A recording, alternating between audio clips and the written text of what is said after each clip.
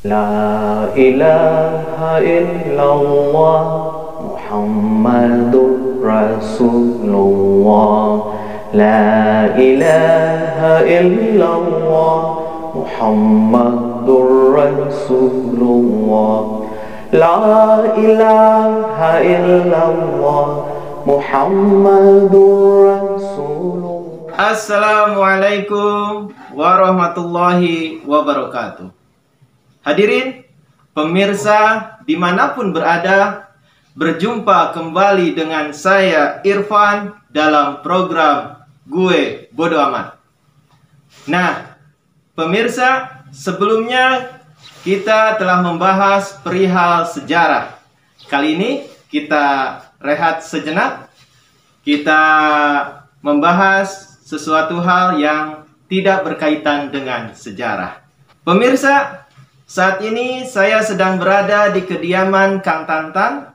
Beliau merupakan salah satu Al-Wahidians yang pertama. Mari kita sapa narasumber kita hari ini. Assalamualaikum Kang Tantan. Waalaikumsalam. Kumaha damang Kang? Alhamdulillah. Sekarang kesibukannya apa nih Kang di masa pandemi ini Kang? Kalau secara khusus tidak ada sih sebenarnya, karena lagi libur juga. Ya tapi kalau karena saya juga lagi sakit, mungkin lebih banyak komunikasi dengan dokter dan kontrol kesehatan. Itu aja yang selama beberapa bulan ini yang saya lakukan. Nah sekarang kebetulan PPKM jadi lebih banyak rehat di rumah. Mungkin ya ada kesibukan cabang lah, sedikit lah. Oke Kang. Keluarga sehat semua Kang? Alhamdulillah keluarga sehat. Iya, pada sehat. Alhamdulillah ya. Sebuah rasa syukur ya Kang ya, di masa pandemi ini kita masih diberikan nikmat sehat ya Kang ya. Iya. Ya, mudah-mudahan saudara-saudara kita yang terpapar COVID-19 bisa diberikan kesembuhan oleh Allah Subhanahu wa taala. Amin. Amin, amin. Baik Kang Tantan, sebelum kita bincang-bincang lebih jauh, alangkah baiknya Akang memperkenalkan diri kepada pemirsa di rumah, nama Akang, kemudian tempat tanggal lahir, kemudian boleh keluarga Akang diperkenalkan kepada pemirsa di rumah. Silakan Kang. Baik, nama saya Tantan Taufik Ahmad. Sekarang usia saya 36 tahun. Saya lahir, ini memang kalau tanggal lahir agak unik saya, karena di pencatatan sipil sama yang, kalau secara ini 30 September 1985 sih sebenarnya. Nah, status saya menikah dengan satu orang anak. Ya, sejauh ini masih satu karena memang terkendala sakit itu gitu. Jadi awalnya kami punya program untuk menambah, tapi ternyata ya saya diberikan satu ujian ya berupa sakit itu, jadi memang agak terkendala gitu ya untuk menambah keturunan itu. Iya itu. Baik Kang, sebelum kopinya dingin kita seruput dulu ya Kang. Oke. Ini kopi khas Temanggung Kang. Oh iya. Robusta. Lah. Bismillahirrahmanirrahim.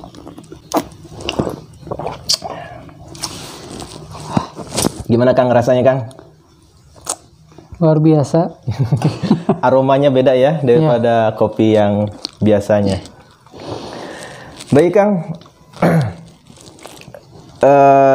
Akang bisa dibilang mengalami hijrah ya Kang ya, dari sakit ke sembuh. Nah ini tentu melalui proses yang sangat panjang, dan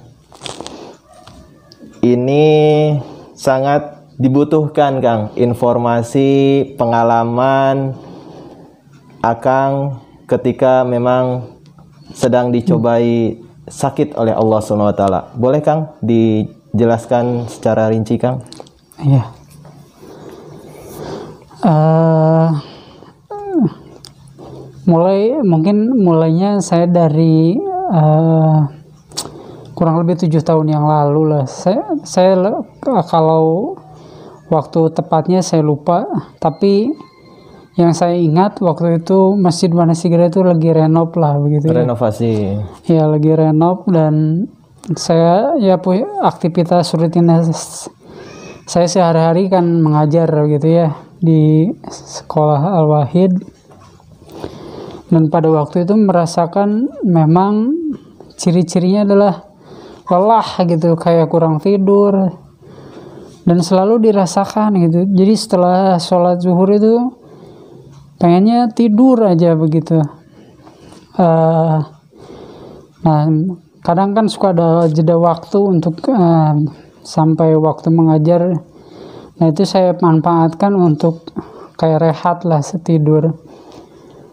Nah tapi agak lama kesini ada perubahan secara fisik. Jadi berat badan menyusut, berkurang, terus perut buncit gitu kayak kembung. Dari berat badan berapa kilogram hingga turun berapa kilogram gitu kan?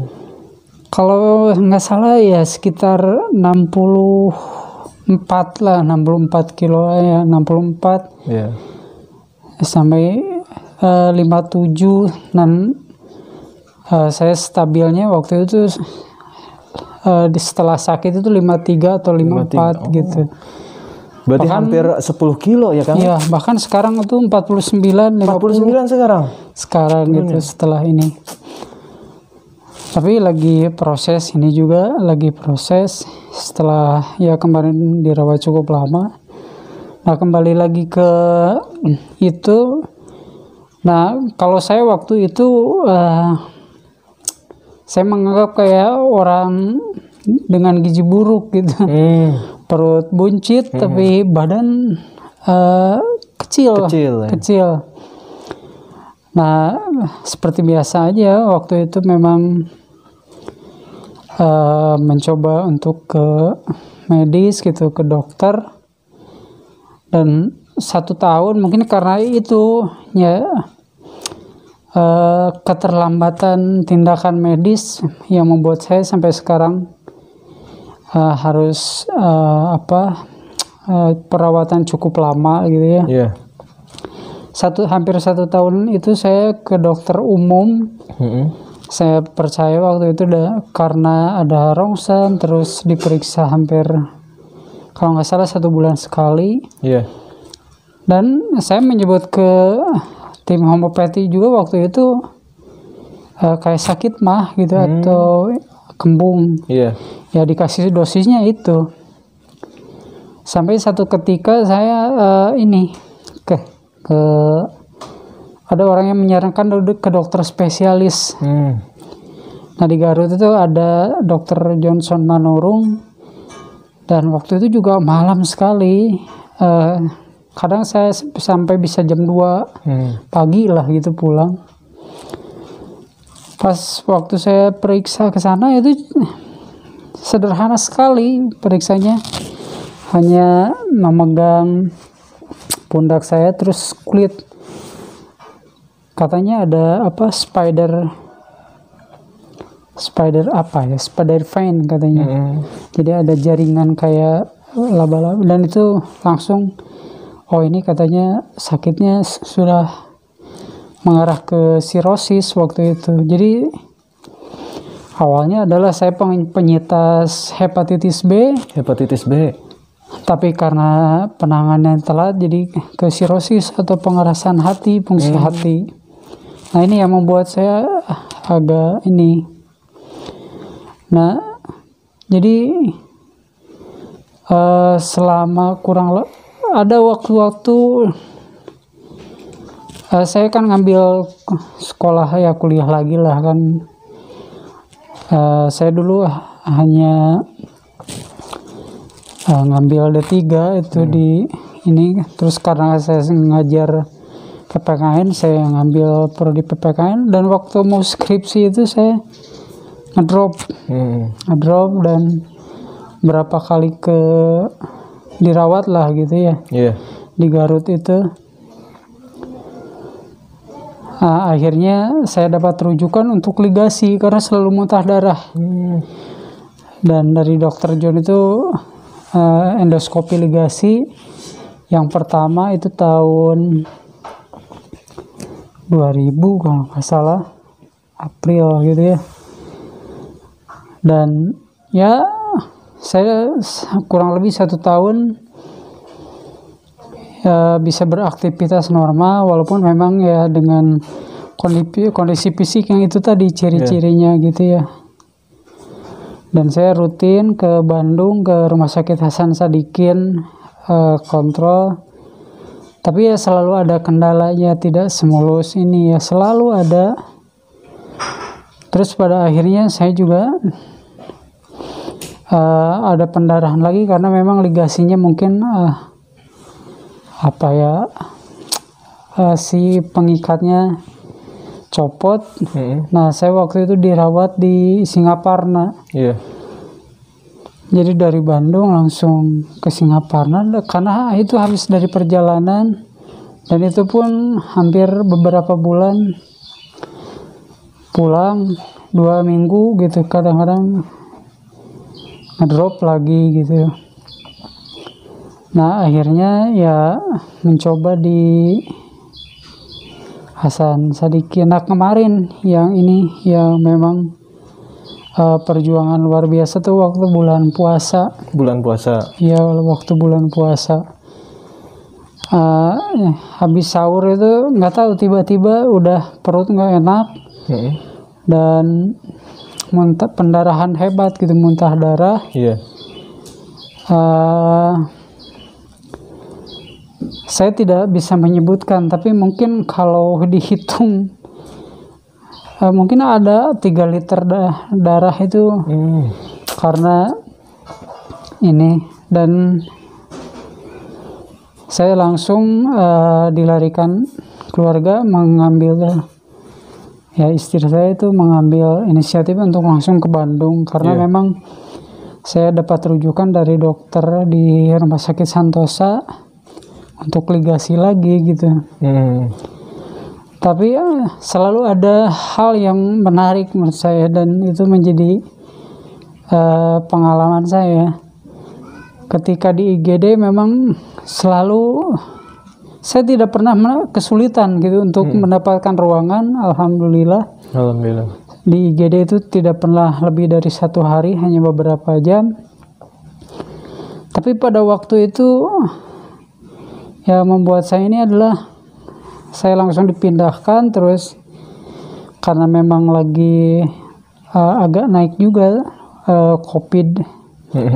Terus saya dites dan saya dinyatakan positif. Dengan CT ya, CT itu cycle threshold saya itu 24 jumlah virus gitu dalam tubuh.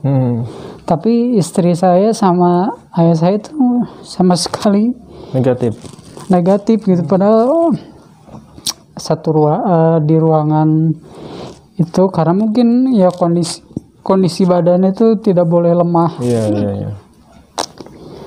Setelah saya dinyatakan positif, nggak tahu, saya orang yang tidak begitu ini gitu ya, kaget atau ketakutan, tidak. Saya menerima gitu, penerimaan diri terhadap sakit saya aja udah lama gitu ya, udah ya kalau ini adalah takdir saya gitu ya, saya akan jalan nih, saya ikhtiar pokoknya sampai kemanapun selama masih bisa ya, alhamdulillah. Sampai sekarang juga saya mencoba berobat di RSCM. Nah, setelah itu yang membuat saya waktu itu agak ini waktu di diagnosa COVID itu adalah karena infusan saya itu hampir 4. Diinfus 4? 4. Di mana aja itu, Kang? Kanan kiri 2 lah. Ini ada infusan yang pakai mesin, jadi dihitung tiap ininya gitu ya. ada vitamin, ada NaCl, ada apa ya lupa, pokoknya ada 4. Saya dipindahkan ke ruang isolasi, dan pas pertama kali itu katanya Bapak harus mandi tiap hari dengan kondisi yang infusan itu. 2 hari itu memang masih agak kesel lah gitu ya. Karena bukan karena tapi ininya gimana mau mandi gitu ya. Tapi alhamdulillah hari ketiga keempat itu udah mulai dicabut 1. Sampai akhirnya benar-benar dicabut semuanya hari ke-18 itu. Dan saya termasuk orang yang OTG ya, berarti tanpa gejala ya? Tanpa gejala. Di hari ke-14 itu karena tiap minggu juga di swab gitu ya, peningkatan CT-nya. Di hari ke-14, karena juga banyak sharing dengan ya sesama penyintas COVID lah di sana, sampai ya ada yang silaturahmi begitulah. Ada hal-hal yang ada hikmah lah. Ternyata saya jadi ada saudara di Bandung gitu, saudara yang sama-sama penyintas. Oh ini klaster tahlilan gitu. Ini klaster Bapak kenapa kesini? Ada yang klasternya karena dokter gigi waktu itu, ibu siapa lupa, ada yang non muslim juga, Pak Daniel namanya. Pak Daniel itu lebih asik karena bacaannya juga kalau buku Homo sapien, Yuval apa ya. Jadi ini banyak lah gitu ya. Jadi ya begitu, jadi mandiri. Saya juga kan harus ganti baju tiap hari, selimut,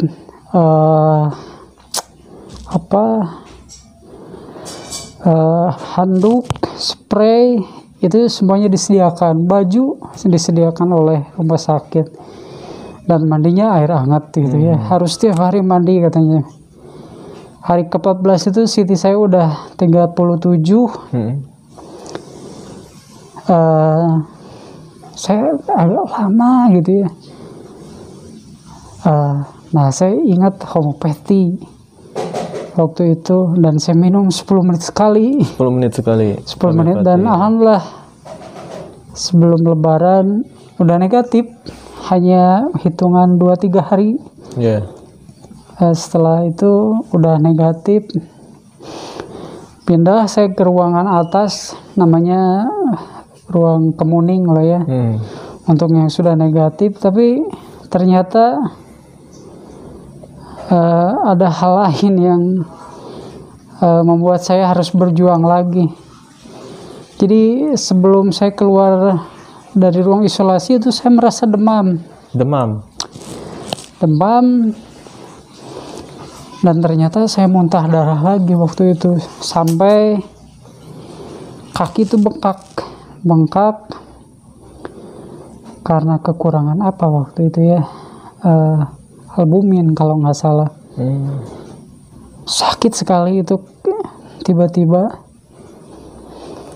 saya 2 hari kritis, sampai semua keluarga itu ke sana karena ya saya nggak sadar waktu itu.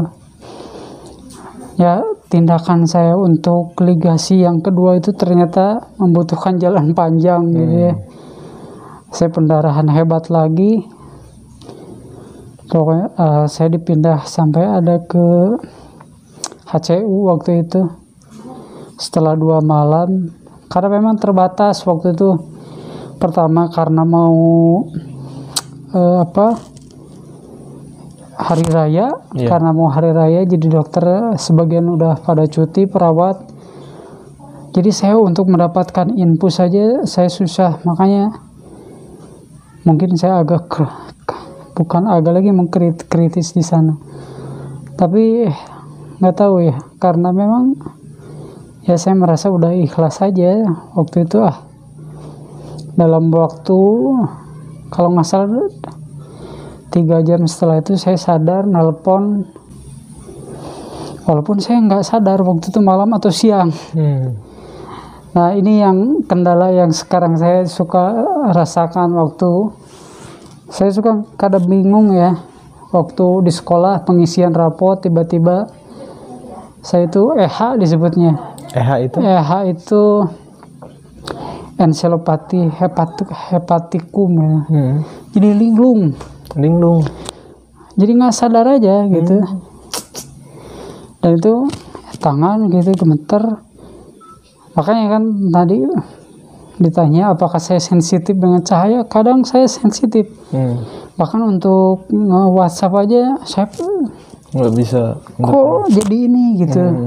Nah, untuk recovery sampai ini bisa 3-4 hari gitu itu teh. Itu karena keracunan amoniak yang harusnya dibuang. Tapi karena fungsi hatinya kan sudah ini, jadi masuk otak. Iya gitu kan. Gitu. Nah 2 kali setelah saya di ini, jadi kadang-kadang gitu saya lagi bikin soal tiba-tiba ya waktu itu mau bikin rapol kadang-kadang gitu, nggak pemulihannya itu yang nggak bisa ini, kadang-kadang ya keracunan yang harusnya ya dibuang. Sebut apa ya, melalui BAB tapi malah ke otak. Tapi karena sudah ini ya kalau orang yang di kampung makan udah perut buncit, badan kecil, terus ngelantur gitu, wah udah ini mah ilmu hitam katanya. Aduh, Masya Allah Kang, nggak kebayang begitu penderitaan yang Akang alami. Saya jadi teringat kisah Nabi Ayub pemirsa. Nabi Ayub alaihissalam ya, sebagaimana kita ketahui memang dicobai dengan rasa sakitnya. Dan ini pun dialami oleh Kang Tantan yang juga kesabarannya ini seperti Nabi Ayub juga Kang. Begitu sabarnya. Jadi kira-kira ada berapa tahun kan Akang sakit itu Kang? Kalau sakitnya mungkin yang saya rasakan sih mungkin yang mulai terasa benar-benar itu ya sekitar 7 tahun. 7 tahun ya Kang? Saya bahkan ada yang dokter yang bilang ini mah katanya dari bayi. Gitu. Karena mungkin ada keturunan genetika lebih ini dari ibu. Ibu emang sih agak sakit-sakitan tapi belum dicek. Tapi juga mungkin bisa menular dari orang lain gitu ya. Karena yang pas pertama saya diperiksa apakah saya katanya suka pasti suka minum minuman keras katanya. Saya enggak ngerokok. Enggak ya. Alhamdulillah enggak. Ya kalau orang kampung mah minuman soda juga ya mungkin lebih seringnya pas lebaran aja. Lebaran aja ya. Ya gitu. Jadi saya bukan orang yang inilah begitu. Tapi menjadi penyintas hepatitis. Tapi ya makanya bukan mungkin pemerintah itu kan ada imunisasi vaksin untuk bayi itu yang baru lahir itu, kalau yang ini langsung divaksin hepatitis kan ya. Ada campak, ada vaksin imunisasi apa gitu ya, macam-macam. Di antaranya itu gitu ya. Pentingnya makanya saya selalu kalau ada orang yang kesini bercerita harus sekarang itu diperiksa. Anak saya juga harus tahu hal-hal kayak semacam itu. Istri saya ternyata imunnya lumayan lah bagus. Ada anti ininya. Jadi biar saya aja gitu ya. Yang lain mah jangan. Jadi ada tanggung jawab saya terhadap orang lain untuk ya berbagi, karena saya juga masuk di komunitas penyintas hepatitis gitu. Dan itu juga yang membantu saya sehingga sekarang bisa berobat ke RSCM gitu ya. Proses awalnya mau stem cell, ya memang metode baru gitu, tapi berhasil lah, ada berhasil. Ya mudah-mudahan ini hijrah kesembuhan saya gitu ya. Yang terpenting ya dari ini adalah penerimaan diri menurut saya kan. Kalau sakit, kalau saya mah sakit punggung ini mah udah biasa lah gitu. Tapi nah kayak sekarang kalau ini mah saya mah udah di depan aja kayak berjemur gitu. Ya. Jangan diam gitu. Karena juga saya adalah kalau disebut veteran COVID, jangan jadi long COVID-nya jadi lama gitu. Iya. Harus bergerak walaupun ya gitu. Alhamdulillah setelah ini ya mudah-mudahan sembuh. Jadi si EH-nya tadi, linglungnya tadi, tinggal saya bugarnya begitu. Saya untuk jalan ke bawah aja masih agak ini. Kadang-kadang, tapi mencoba untuk ya sekitar sini mah mencoba untuk ini. Karena ya dampak yang itu tadi nggak tahu ini ada saraf atau apa ya, setelah pendarahan kedua yang setelah COVID itu. Ya, Masya Allah Kang.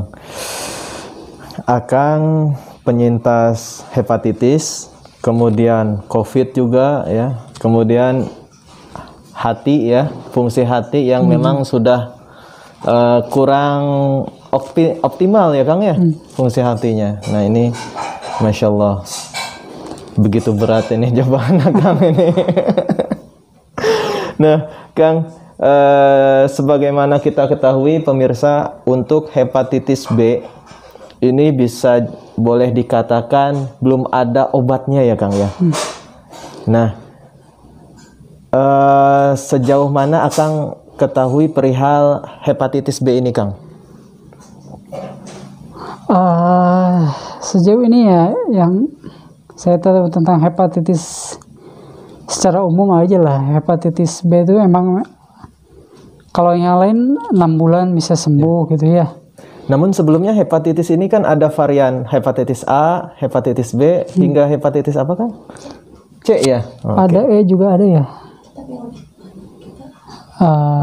Iya. Nah itu kan banyak ya varian untuk hepatitis. Nah untuk hepatitis B ini belum ada sama sekali obatnya. Nah itu apa Akang ada rasa, ada pemikiran saya tidak bisa sembuh atau gimana Kang? Kalau keyakinan saya untuk sembuh nggak tahu, saya tinggi. Saya dikasih nomor Kang Febriansyah Hamadi waktu itu. Karena saya juga pernah homeopati sama Pak Jamal. Tapi waktu itu rekam medisnya belum lengkap sekarang mungkin. Jadi saya pas ngomong ke Pak Jamal juga, ya yang saya rasakan aja. Tapi pas waktu ngobrol sama Kang Febriansyah itu ya kakaknya Pak Naib Amir ya kalau nggak salah, Pak Jaki itu, kakaknya Pak Jaki ya, Pak Jaki itu beliau itu agak tahu lah gitu ya. Jadi dikasih resep dengan kesibukan beliau ya saya tahu lah, sama Pak Makbul juga ada kesibukan, tapi juga ada kerja karena ngirim obatnya bahkan dari Balikpapan. Dari Balikpapan Jakarta ya. Kalimantan. Ya saya tahu dah karena pernah di PPI juga Kang Febri itu pernah waktu itu di Surabaya, jadi kayaknya kan memang. Tapi cerita saya kok yakin gitu ya. Terus dengan metode-metode ini, bahkan waktu kemarin terakhir saya ke dokter Kemal di RSCM, ngobrol, dokternya asik gitu ya. Walaupun memang kalau ininya berat lah gitu ya. Akang sana harus transplantasi hati atau cangkok hati. Nah, gitu ya. Saya sih nggak tahu, sudah nggak membuat saya menjadi pikiran atau apa. Ya mungkin ya kalau sudah jadi jalannya dan pasti dipermudah semuanya gitu ya. Adik saya sih udah siap, tapi kan belum tentu juga cocok gitu ya, belum tentu ini. Nah, kita semua gitu dan tim itu lagi cari pendonor untuk ini. Tapi saya yakin gitu dengan homeopati, dengan pokoknya ya selama positif lah, insya Allah.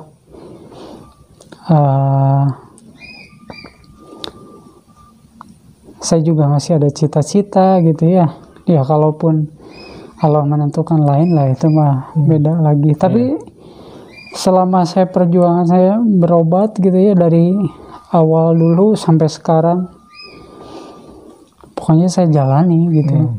Saya udah biasa tiap ke rumah sakit itu dengan ya 4 infusan atau ngambil paginya ditransfusi darah, terus ngambil darah. Pernah satu hari itu berapa labu saya? 10 kalau nggak salah. Ada pernah. Tapi udah lebih ke sakit ini ya normal ya, kadang-kadang infusan capek juga ya. Kadang-kadang harus tangan harus. Kalau itu mah udah ini. Tapi dengan normal sekarangnya udah ada sebulan ya. Alhamdulillah ada lah gitu ya. Saya yakin kok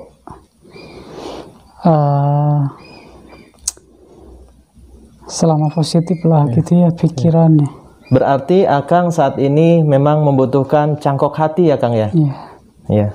Baik pemirsa, Kang Tantan ya, yang merupakan Al-Wahidian pertama di Al-Wahid ya, dan merupakan salah satu guru di SMA Plus Al-Wahid, saat ini membutuhkan transplantasi hati ya, cangkok hati. Jadi bagi di antara pemirsa yang barangkali memiliki informasi ya perihal cangkok hati ini, bisa nanti menghubungi di nomor berikut ini.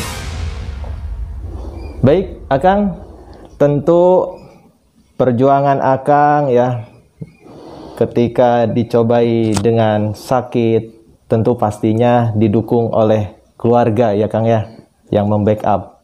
Nah, mungkin saat ini boleh nanti dilanjut perbincangan saya dengan istri Akang ya.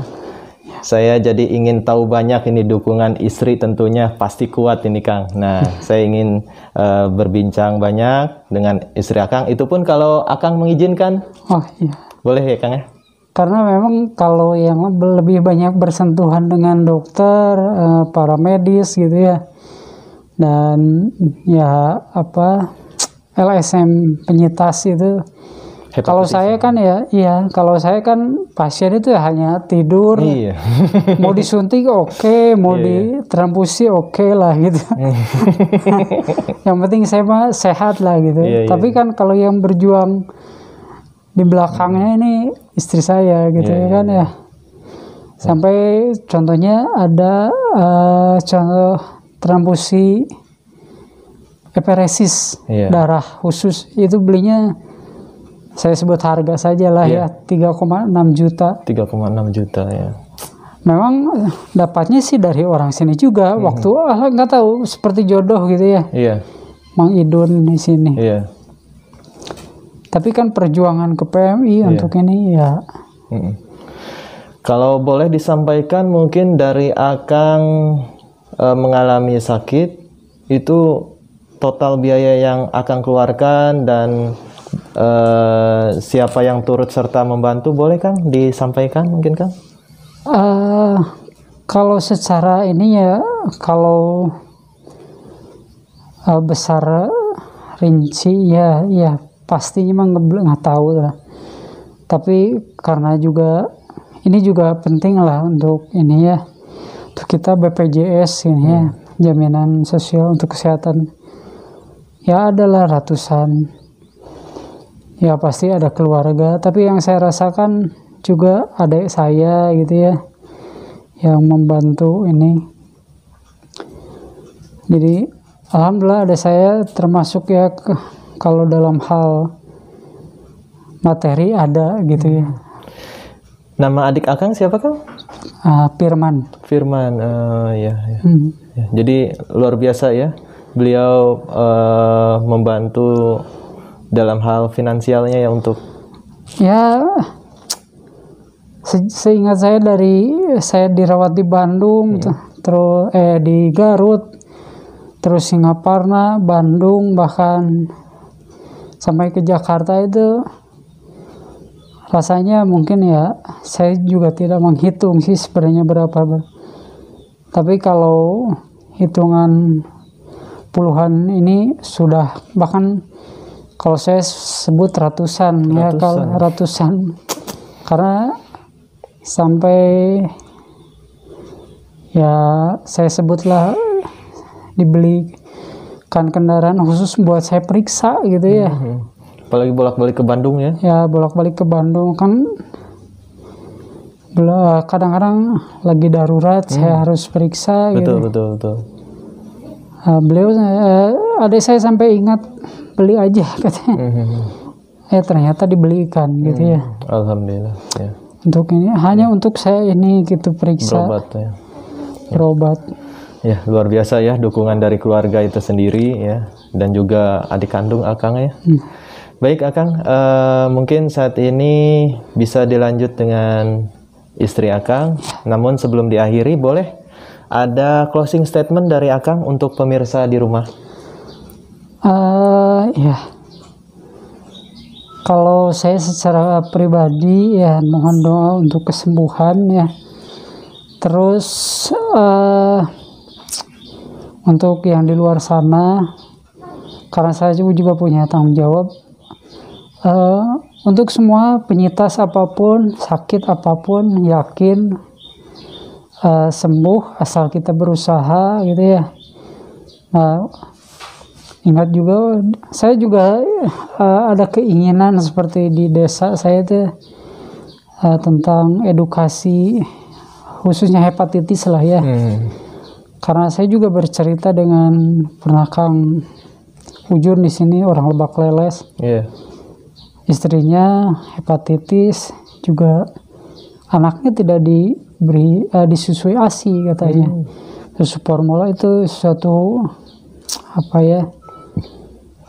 hal yang menurut saya bagus gitu ya. Jadi generasi kita itu pokoknya harus sehat, apapun itu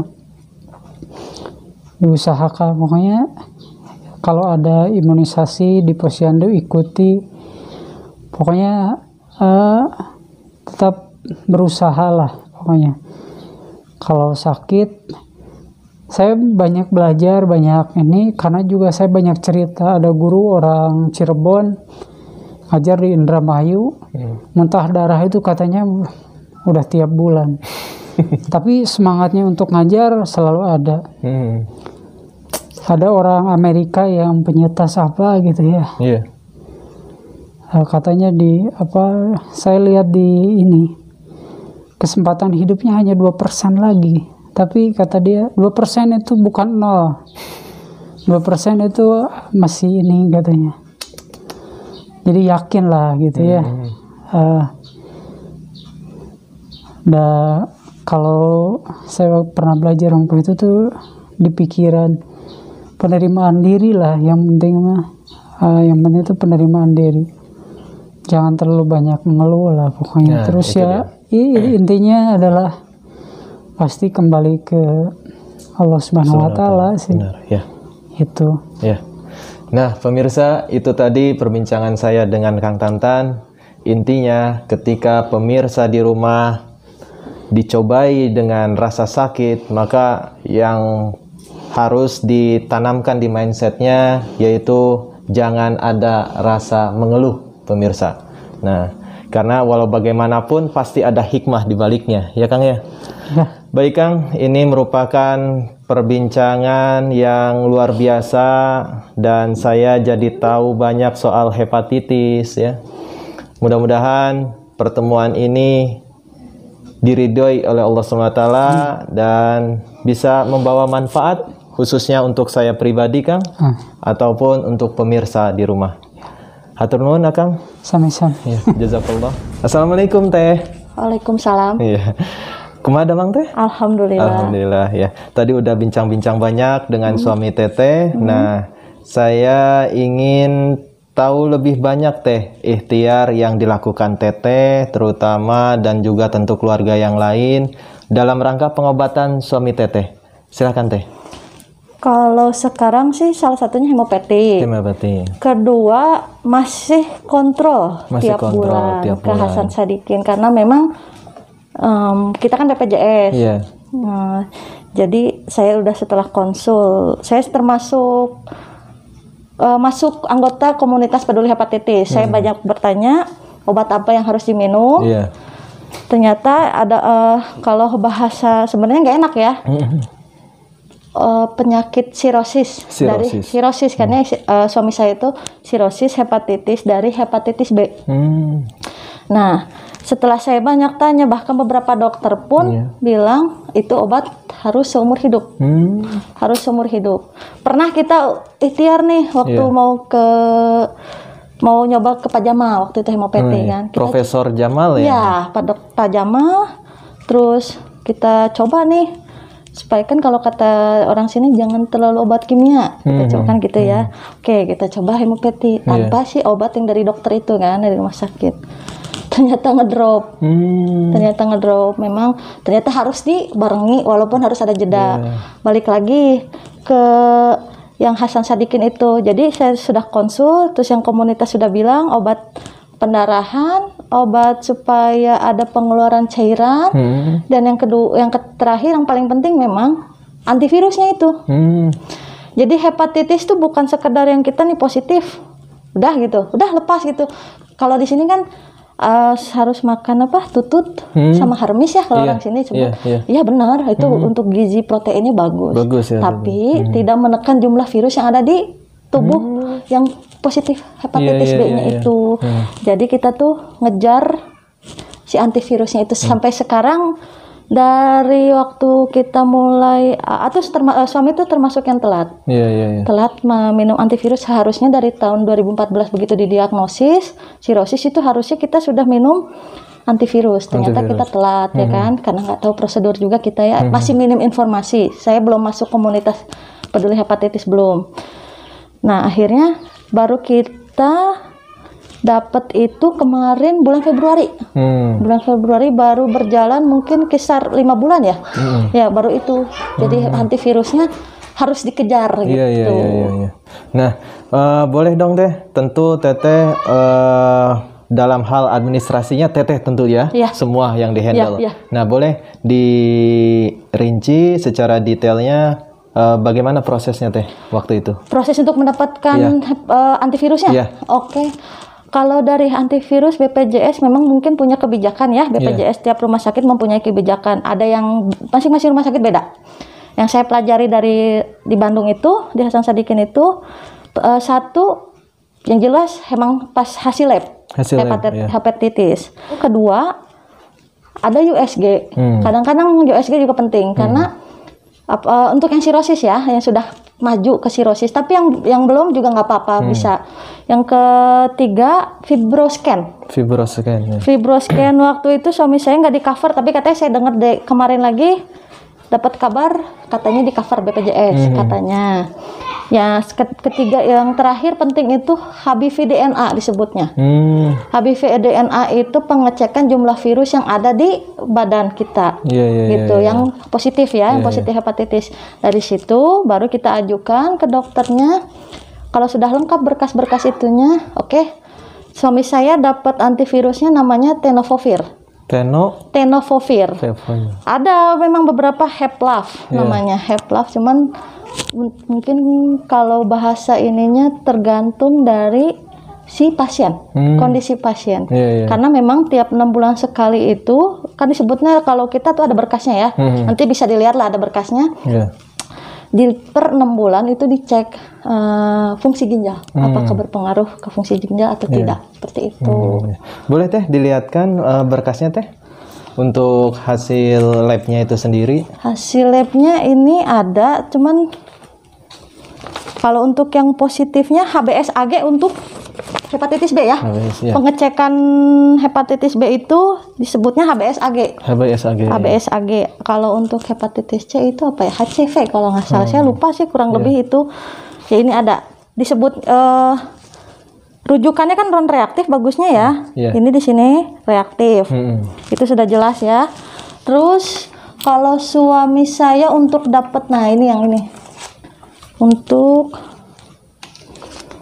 jumlah virusnya kita ini memang tidak di cover BPJS. Tentu virusnya virus hepatitis ya, jelas hepatitis B, bukan virus COVID ya. Itu beda lagi. Sekarang memang lagi pandemi itu ya. Iya, pandemi. Jadi ini namanya virus, jadi sama lah ya, saudara. Nah ini, cuman saya kurang tahu pembacaannya. Oh ya, log. Ya, saya kurang ngerti ini harus dokter yang itunya. Yang bisa bacanya ya. Iya, saya juga saya kurang ngerti banget. Itu kan ada tulisan Kobas ininya, saya juga kurang ngerti, makanya begitu dokter lihat hasil lab semuanya, oh ya tenofovir katanya gitu namanya. Ini obatnya. Oke. Obat antivirusnya. Ya. Oke Teh, selanjutnya saya ingin tahu perihal bagaimana proses merawat suami pada waktu itu. Nah, ketika di Bandung itu sendiri selama kurang lebih beberapa bulan ya Teh ya? Nah itu bagaimana Teh? Kalau itu memang disebut, kan saya ulangi lagi ya, BPJS kan ada prosedur tiap rumah sakit itu beda-beda kebijakan. Memang waktu sebenarnya suami itu 25 Maret, saya ingat banget. Kita habis kontrol tuh dari Hasan Sadikin. Perjalanan pulang muntah. Dan itu ada darahnya. Memang jumlahnya tidak begitu besar. Tidak banyak lah itu si darahnya itu. Akhirnya kita kan di Singaparna dulu dirawat ya untuk pemulihan. Dan untuk pemulihan saya konsul ke Ibu Ita, KPH, Komunitas Hepatitis, bilang katanya, oh itu suami saya harus diligasi lagi. Kan ligasi kan bulan Maret 2020. Kemarin itu November sudah bocor lagi nih. Kenapa muntah darah? Saya jelasin sedikit ya. Kenapa muntah darah? Karena si liver sudah keras. Kan aliran darah tuh cepat. Liver atau hati kita itu yang sehat tuh kan disebutnya fleksibel gitu ya, nggak keras. Kalau sirosis itu kan pengerasan hati. Kalau terus si darah itu kan kecepatannya mungkin berapa, mungkin tahu ya gitu ya, cepat banget kecepatannya. Ternyata si livernya kan tidak kuat itu kan, tidak bisa masuk lah sih. Jadi makin mengecil mungkin di dalam itunya, setahu saya ya gitu. Jadi kan lama-lama si pembuluh darahnya yang di dalam itu jadi membesar karena nggak semua masuk cepat gitu kan. Kalau yang sehat kan lancar gitu ya. Kalau ini jadi membesar jadi varises. Jadi pembuluh darah itu varises kayak kaki ya. Kan kelihatan ya kalau gelembung gitu ya, uratnya gitu. Nah seperti itu. Apalagi di dalam badan itu lebih tipis kan ya. Dan akhirnya jadi benjolan yang gede gitu. Jadi makanya jadi muntah darah sama BAB darah, ya itu pecah si pembuluh darah itu yang varisesnya itu. Nah akhirnya saya disuruh saya konsul, saya harus ternyata harus diligasi suami saya ke rumah sakit Santosa Bandung. Ya, saya minta rujukan dokter spesialis spesialis gastrohepatologi, ligasi ke Hasan Sadikin karena memang di Bandung Hasan Sadikin untuk sementara ini yang bisa. Santosa nggak ada, beberapa alat yang nggak ada katanya. Oke, kita ke sana. Ternyata memang waktu itu kalau nggak salah awal April kita di sana. Kondisi suami saya itu trombosit 19.000 kalau nggak salah. Sedangkan normalnya kan 100.000 ya minimal itu. Suami saya itu 19.000. Dan terus tuh digeber sama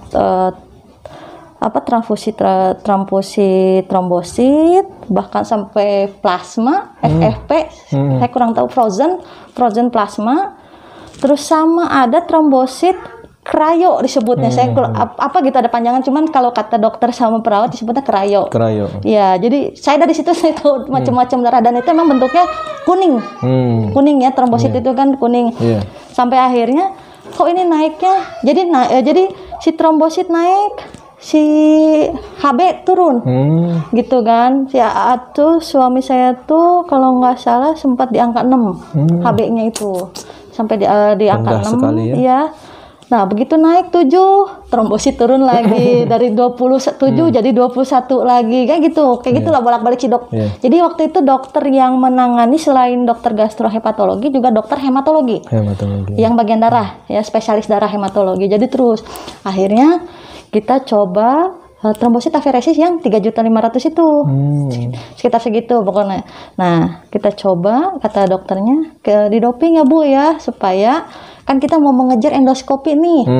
Endoskopi itu minimal dari dokter anestesinya menginginkan 50.000. Itu oke, kita ikut ya. Namanya kan ikhtiar ya, gitu kan. Oke, kita coba dan ternyata memang tidak mencapai target. Bahkan suami saya sampai disebutnya bone marrow. Bone marrow itu pemeriksaan sumsum tulang. Sumsum tulang. Karena kenapa nih? Kok kita doping misalkan apa ya sebutnya yang darah merah, ya transfusi darah merah naik, terus begitu masuk trombosit si HB turun. Jadi gitu aja bolak-balik. Jadi nggak kompak lah naiknya gitu kan. Nah akhirnya di bone marrow dia ambil sumsum tulang belakang di sini kalau nggak salah panggul, tulang panggul. Nanti ada fotonya ada kalau nggak salah alat-alatnya. Itu dicek dan ternyata memang karena si sirosis tersebut kata dokter hematologinya bilang mempengaruhi produksi darah dalam tubuh. Jadi maka jangan heran kalau penyakit sirosis itu trombosit bisa di bawah 100.000. Parahnya memang di bawah 50.000, kayak kasus suami saya maksimal 50.000 itu udah alhamdulillah banget rasanya.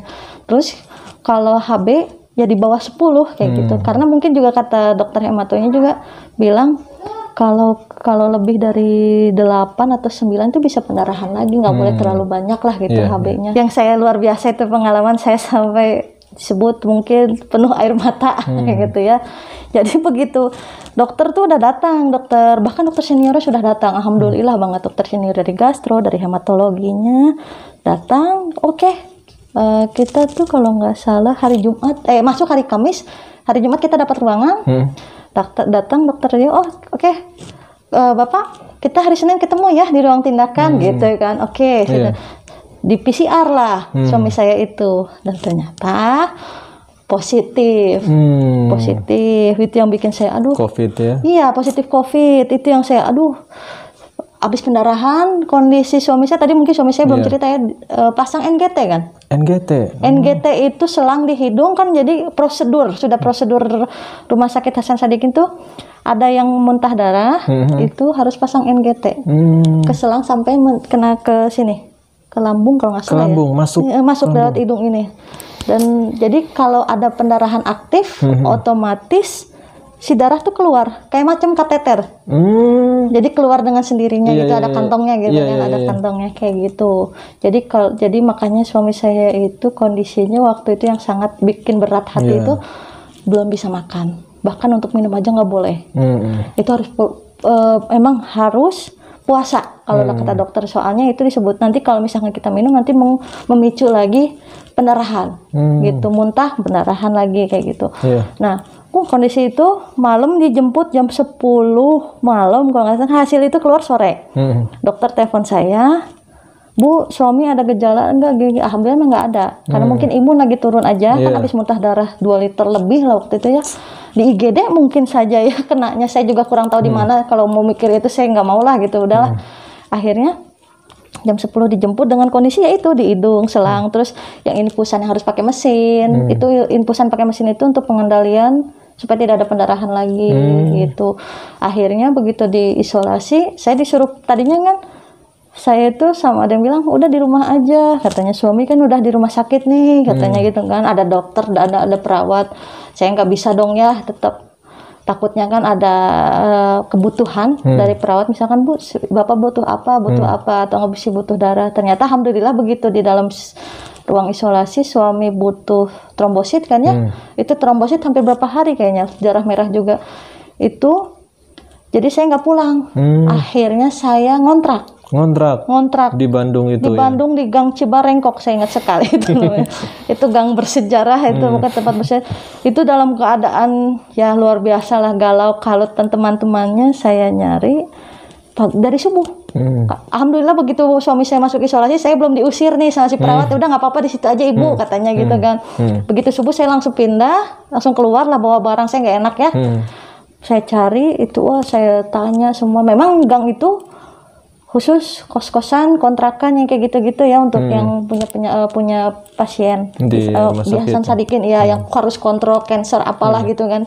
Saya nanya-nanya dan di mana, akhirnya ngontrak di situ. Karena kan saya mikir gini, takut suami butuh baju, takut suami butuh makanan atau kayak kayu putih atau dan lain-lain. Jadi saya udah deh, dan suami tuh nggak ngerasa oh saya ditinggal sendiri gitu. Saya isolasi di rumah sakit tapi saya ditinggal sendiri, ada pendamping lah sebutnya, walaupun jauh seperti itu. Oke. Ini Masya Allah ya, perjuangan keluarga Ibu ya Bu ya. Ini sungguh membuat hati saya sendiri jujur bergetar ya, bagaimana perjuangan ibu dan keluarga dalam menemani sang suami yang sedang sakit. Ini luar biasa, saya salut sama ibu ya, Pak Tantan beruntung punya istri sebaik ibu. Nah, Teh, mungkin bisa diceritakan kisah yang mengharukannya Teh selama merawat suami Teteh. Saya sudah terlalu sering nangis. Saya sudah, tapi jadi habis. tapi nangis saya, kalau boleh jujur, saya nangis nggak di depan suami. Karena gini, saya punya kunci gini. Yang pasien itu, yang sakit itu kondisi psikologis harus normal. Ya kan? Kalau dia ngedrop secara emosional, otomatis ngedrop ke imun. Dan jadi si badan kalah sama si penyakit, ya kan? Saya punya pemahaman sebegitu untuk pribadi saya sendiri. Jadi saya kalau mau melihat, beberapa kali saya pernah sih nangis di depan dia, tapi saya tidak pol-polan gitu nangis di depannya. Saya mah bahkan harus pindah ruangan, nangis sendiri. Saya udah tidur nih, suami udah tidur, makanya jadi sebisa mungkin yang ngontrol emosi. Kalau kata saya kan, saya soalnya psikologis pasien tuh penting. Betul. Kayak gitu. Saya juga harus stabil. Kayak kemarin saya agak disebutnya kan pernah AA tuh Januari pernah masuk rumah sakit 2 kali. Disebutnya encephalopati. Encephalopati hepatikum. Di mana yang tadi suami saya cerita, keracunan secara otak itu keracunan amonia yang harusnya dikeluarkan lewat BAB ternyata tidak terkeluarkan dengan sempurna karena fungsi hatinya sudah tidak normal itu kan.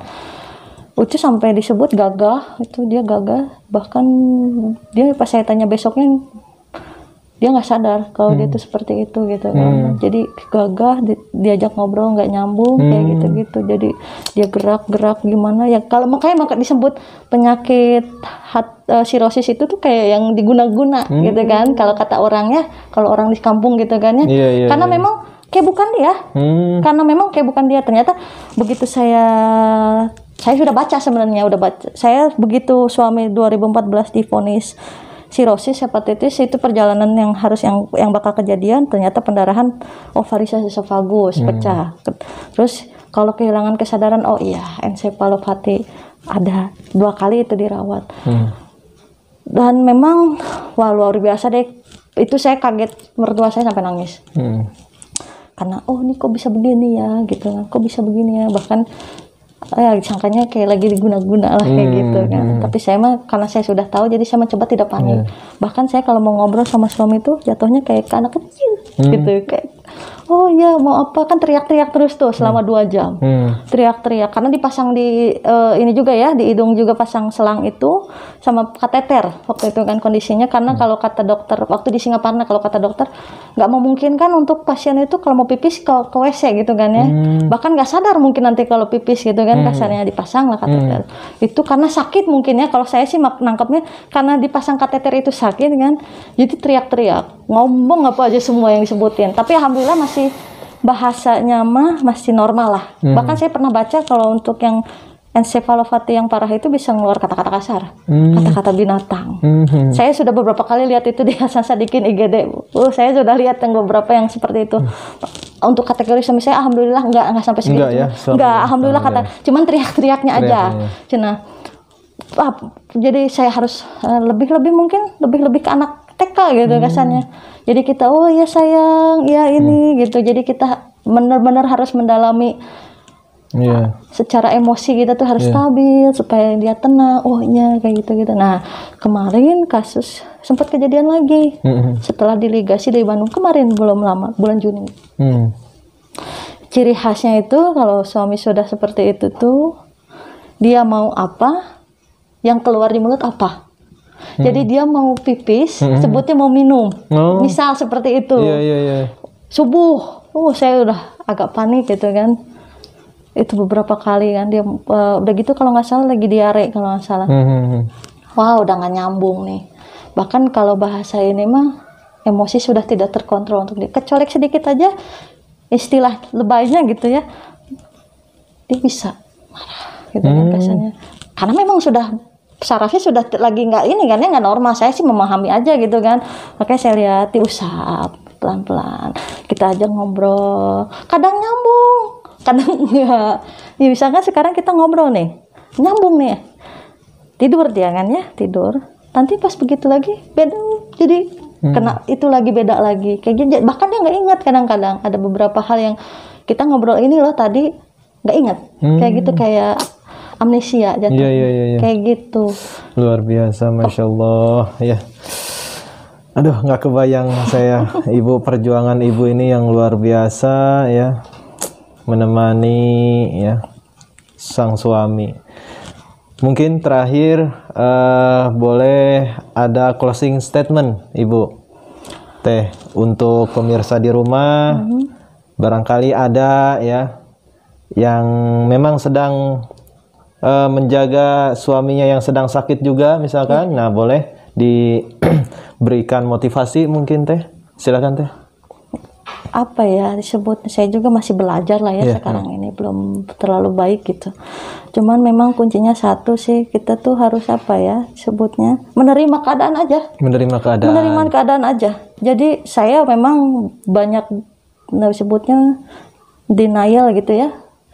Kok gini ya, selalu seperti itu awal-awal pertama gitu kan. Tapi begitu saya cerita, saya banyak konsul ke beberapa pihak, Teh katanya kita harus terima keadaan, ikhtiar, jangan menyerah. Itu aja. Kalau kita punya kita mendampingi pasien gitu ya, mendampingi keluarga yang sakit, kita tuh selalu ikhtiar. Jadi jangan kita nyerah, kita nunggu. Jadi gini, ada yang ngomong begini ke saya, terus ikhtiar. Kalau memang misalkan kata Allah sudah tidak mengizinkan gitu, ya udah gitu. Tapi jangan sampai kita yang nyerah duluan, kayak gitu aja. Nah ini kan selama ini saya lagi usaha gitu ya, walaupun memang berat untuk transplantasi hati dan lain-lain, untuk mencari pendonornya itu yang agak susah. Walaupun memang ada beberapa untuk masalah donatur, alhamdulillah ada gitu yang menawarkan gitu kan. Cuman memang pendonornya susah nih. Kita udah konsultasi dengan suami, begitu dibawa ke RSCM, kata dokter harus begini. Melihat suami, saya nanya gimana kalau ya mau gimana lagi, kata suami saya kan, ya emang udah begini perjalanan, ya udah kita nerima aja keadaan. Tapi memang harus tetap dibarengin sama ikhtiar. Kalau doa jangan ditanya ya, doa mah itu selalu ada gitu ya. Cuman ini jangan doa menunggu keajaiban tapi kita tidak ikhtiar, itu yang penting. Iya betul. Ditambah kalau kata dokternya ngomong gini, jangan merasa memang kondisi seperti ini mah kan COVID ya, pandemi gini kita tuh bingung ya mau konsultasi ke dokter, ke rumah sakit itu takut ya. Kata dokter itu jangan sampai penyakit kita, jangan sampai kita tuh gara-gara pandemi itu kita tuh punya penyakit yang disebut tidak ringan ya. Itu jangan sampai nggak konsul ke dokter, dan minum obat itu harus tetap katanya. Kalau yang memang diharuskan minum obat gitu. Jadi jangan sampai gara-gara pandemi kita drop kayak gitu. Itu aja sih, lebih ke ikhtiar aja sih, semangat aja. Semangatnya. Iya, Oke. benar. Ya. Teh, terima kasih Iya, banyak ini sama-sama. Teh, hatur nuhun Teh. Ya, Sami-sami. ini sangat bermanfaat sekali ya. Mudah-mudahan sekali lagi ini merupakan apa ya, suatu upaya untuk menyemangati ya saudara-saudara kita, suami, istri misalkan yang sedang sakit ya. Jangan menyerah ya. Terima keadaan, karena walau bagaimanapun apa yang dialami sang suami misalkan yang sedang sakit, maka itu merupakan suatu ujian dari Allah SWT. Dan tentu pastinya ada hikmah di balik itu semua. Nah, pemirsa, itu tadi perbincangan santai saya dengan Teh Vika. Mudah-mudahan sekali lagi membawa manfaat, khususnya untuk saya pribadi, umumnya untuk pemirsa di rumah.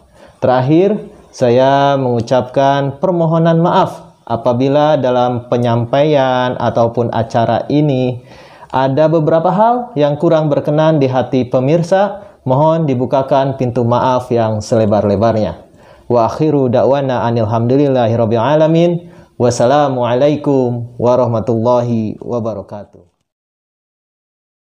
Alhamdulillahi rabbil alamin. Alhamdulillahi rabbil alamin.